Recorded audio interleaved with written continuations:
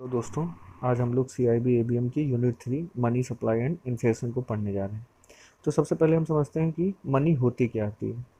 तो मनी से मतलब ये होता है कि ये एक मीडियम ऑफ एक्सचेंज है। मीडियम ऑफ एक्सचेंज का मतलब समझिए, जैसे कि कोई भी आप गुड या प्रोडक्ट्स आपको कुछ लेना है, जैसे मान लीजिए आपको 2 किलो चावल लेना है, तो आपको उसके बदले में कुछ एक्सचेंज में उसको देना पड़ेगा जिससे आप चावल ले रहे हैं। तो मनी का हम यूज़ करते हैं उस एक्सचेंज के मीडियम के रूप में। दूसरा, it is a measure of value. Value से मतलब ये कह सकते हैं कि किसी भी गुड या सर्विस का एक वैल्यू वैल्यू करने के लिए हम मनी से उसकी वैल्यू करते हैं। नंबर थर्ड पॉइंट है store of value over time. जैसे हम मनी को एक टाइम पीरियड के लिए होल्ड करके फ्यूचर फाइनेंस में इसका यूज़ कर सकते हैं। नंबर चार है स्टैंडर्ड फॉर डिफर्ड पेमेंट। जैसे हमारे ऊपर कभी फ्यूचर पेमेंट या रिसिप्ट के लिए कोई ऑब्लाइजेशन रहता है तो हम मनी का यूज़ वहाँ पे भी करते हैं। हम ये देखते हैं कि मनी सप्लाई होता क्या है। तो समझिए कि जैसे किसी इकोनॉमी में हमको जानना हो कि इस समय इकोनॉमी में कितना पैसा है एट ए टाइम पे, तो उसको लिए हम मनी सप्लाई का यूज़ करते हैं। इसके कई मेजर्स करने के लिए कई वो हैं, M1 M2 M3 M4, वो अभी हम नीचे पढ़ेंगे। तो money supply refers to stock of money available in economy at a given point of time. Money supply data are recorded and publish by RBI on fortnight basis. RBI के द्वारा record और publish किया जाता है Fortnite basis पे। किसी economy में कितना पैसा है ये जानने के लिए हम जो मनी मेजर्स यूज़ करते हैं वो है, सबसे पहला है narrow money M1। Narrow money क्या होती है? Currency with public plus demand deposit with banking system plus other deposit with RBI। Currency with public से मतलब ये है कि जो करेंसी सर्कुलेशन में है और जो कैश, उसमें से कैश जो बैंक के पास हेल्ड किया गया उसको हम माइनस कर दें तो हमारी करेंसी विद पब्लिक आती है। अब करेंसी इन सर्कुलेशन से भी मतलब अगर आप समझिए तो बहुत डीप जाएंगे तो 1969 के बाद से 10 के सिक्के और ऐसे 2 के सिक्के और ऐसे 1 के सिक्के को कैलकुलेट किया जाता है, वो करेंसी इन सर्कुलेशन में आता है।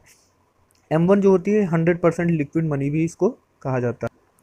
और डिमांड डिपॉजिट से मतलब ये है डिमांड डिपॉजिट विद बैंक, जैसे करंट अकाउंट या सेविंग अकाउंट में जो पैसा पड़ा है जो माने ऑन डिमांड आपको पे करना रहता है, वो आता है आपका डिमांड डिपॉजिट में। फिर आती है आपकी M2।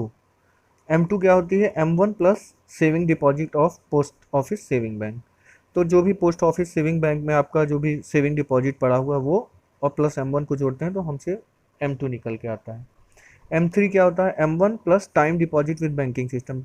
टाइम डिपॉजिट से मतलब ये है कि जैसे जो कुछ टाइम पीरियड के लिए पैसा बैंक में आपने रखा है, जैसे फिक्स डिपॉजिट हो गया आपका या आपकी RD हो गई, तो ये सब आपके टाइम डिपॉजिट में आते हैं। और जो हमारा M3 होता है इसको हम ब्रॉड मनी के नाम से भी जानते हैं। M4 क्या है? M3 plus all deposit with post office saving bank, और इसमें से जो NSC होती है उसको एक्सक्लूड कर देते हैं तो हमारा M4 आता है। अगला टॉपिक जो है वो है हमारा इन्फ्लेशन। तो इन्फ्लेशन से मतलब ये है, inflation is increase in general level of price of good and services in an economy over a period of time. जैसे मान लीजिए कि किसी भी इकोनॉमिक में एक पीरियड ऑफ टाइम पे अगर किसी गुड एंड सर्विस का प्राइस बढ़ता है तो उसे हम क्या कहते हैं? इन्फ्लेशन कहते हैं। जैसे मान लीजिए कोई प्रोडक्ट है, उसका आज प्राइस 100 रुपया है, अब वो 105 या 110 रुपया हो गया, तो क्या हो गया कि जो गुड्स एंड सर्विस है उसका जब प्राइस इंक्रीज हो गया तो क्या हो गया कि हमारी परचेसिंग पावर गिर जाएगी। जो सामान 100 रुपये में अगर हम खरीद सकते थे वो 105 या 110 का हो गया तो हम नहीं खरीद पा रहे। तो क्या हुआ? ये इन्फ्लेशन को शो करता है। इन्फ्लेशन के जो कॉजेज होते हैं वो तो कई ढेर सारे होते हैं, लेकिन जो मेन कॉजेज हैं वो है, नंबर 1 डिमांड पुल इन्फ्लेशन और नंबर 2 कॉस्ट पुश इन्फ्लेशन। तो सबसे पहले हम समझते हैं डिमांड पुल इन्फ्लेशन क्या होता है। डिमांड पुल इन्फ्लेशन क्यों होती है? Increase in demands of good and services. तो ये कैसे? आप ऐसे समझिए, मैं एक एग्जांपल बताता हूँ।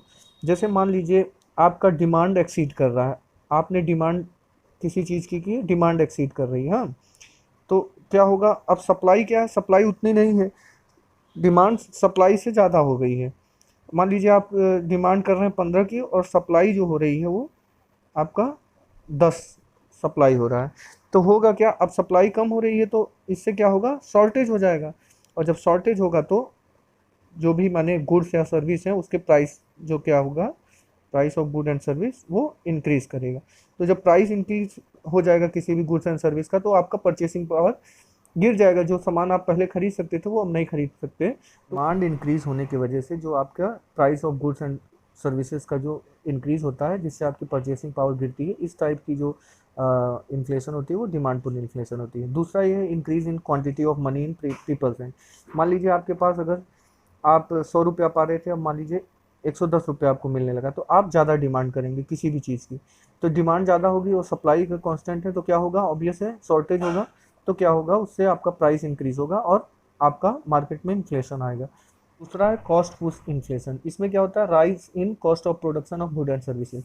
मान लीजिए कोई भी गुड प्रोड्यूस करने में, मतलब समझिए कि अगर 1 रुपया किसी प्रोड्यूसर को एक गुड प्रोड्यूस करने में लगता था पहले, अब मान लीजिए उसे 2 रुपया लग रहा है उसको प्रोड्यूस करने में, तो ऑब्वियस है इसका मार्जिन वो कहाँ से निकालेगा, वो उसका प्रोडक्ट का प्राइस ऑब्वियस से बढ़ाएगा तभी उसको प्रॉफिट होगा, अदरवाइज उसको मतलब ही क्या है प्रोड्यूस करने का। तो इससे क्या होगा, जब प्राइस इंक्रीज होगा तो परचेसिंग पावर गिर जाएगा, परचेसिंग पावर गिरेगा तो इस तरीके की जो इन्फ्लेशन होती है जो कॉस्ट ऑफ प्रोडक्शन की वजह से हो रही है वो कॉस्ट पुश इन्फ्लेशन में आती है। हमने जैसे ऊपर पढ़ा कि इन्फ्लेशन क्या होती है, कॉसेज ऑफ इन्फ्लेशन क्या होते हैं, डिमांड पुल इन्फ्लेशन और कॉस्ट पुश इन्फ्लेशन होती है। अब इसको मेजर कैसे करते हैं, तो the general price level is measured by price index. ये प्राइस इंडेक्स से मेजर किया जाता है। A price index is a weighted average of price of selected basket of good and services related to the price of base year। तो अभी मैं आगे पढ़ाऊंगा आप लोगों को, जैसे होलसेल प्राइस इंडेक्स होता है, कंज्यूमर प्राइस इंडेक्स होता है, तो इसमें एक बेस ईयर माना जाता है कि उस बेस ईयर में और एक बास्केट सेलेक्ट किया जाता है, उसमें पर्टिकुलर कुछ गुड्स और प्रोडक्ट्स को रखा जाता है और उनका वेट असाइन किया जाता है और उस बेस ईयर से करंट ईयर का कंपेयर करते हैं कि कितना परसेंट इंक्रीज हुआ। तो आप जनरल एक समझिए, जैसे मान लीजिए 2020 में किसी चीज़ का प्राइस इंडेक्स जो था वो मान लीजिए 6 रुपया है, मान लीजिए सपोज दैट, और 2021 में जो है वो कितना हो गया, प्राइस इंडेक्स 8 रुपया है, मान लीजिए यहाँ से प्राइस इंडेक्स हो गया, ठीक। तो अब अगर आपसे बोला जाए इन्फ्लेशन कैलकुलेट करने के लिए, तो इन्फ्लेशन कितना हुआ, प्राइस चेंज कितना हुआ, 8, 6 से 8 हुआ, तो 8 - 6 डिवाइडेड बाई बेस ईयर, मान लीजिए 6 से, क्योंकि कंपेयर कर रहे हैं इससे 20 से 21 में कितना माने इन्फ्लेशन बढ़ के हुआ, इंटू 100। तो यहाँ से आ गया आपका 2/6 इंटू 100, माने लमसम लगभग 33.33 के आसपास परसेंट ये आया। ऐसे आप इन्फ्लेशन कैलकुलेट करते हैं। अब समझिए कि ये जो आपका होता है ये दो तरीके का होता है, होलसेल प्राइस इंडेक्स और एक होता है कंज्यूमर प्राइस इंडेक्स। आपका जो होलसेल प्राइस इंडेक्स होता है उसमें क्या होता है, जो भी level of price of basket of good में जो भी चेंजेस होते हैं वो होलसेल लेवल पे होते हैं। और जो आपका कंज्यूमर प्राइस इंडेक्स होता है इसमें जो भी आपका लेवल ऑफ प्राइस में ऑफ गुड एंड सर्विसेज में जो भी चेंजेस होते हैं वो कंज्यूमर लेवल पे होते हैं।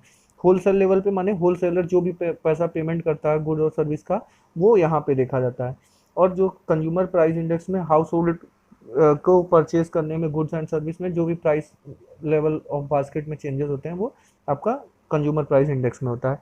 यहाँ पे गवर्नमेंट ने असाइन कर रखा हुआ है वेटेज, जैसे आपका हो गया प्राइमरी आर्टिकल जो हो गया उसका जो वेटेज दिया है वो 20.12, और उसके बाद आपका जो हो गया फ्यूल एंड पावर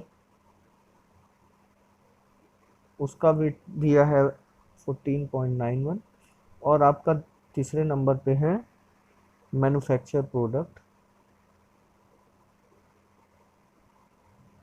उसका आपका है 64.97।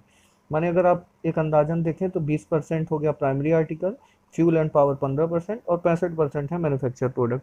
तो इसके बेसिस पे हम कैलकुलेट करते हैं। ईयर 2014 से पहले हम होलसेल प्राइस इंडेक्स को इंडिया में इससे इन्फ्लेशन कैलकुलेट करते थे, लेकिन आरबीआई ने 2014 के बाद से कंज्यूमर प्राइस इंडेक्स को कंसीडर किया है और इन्फ्लेशन कैलकुलेट करने के लिए अब इसको कंज्यूमर प्राइस इंडेक्स को लिया जाता है।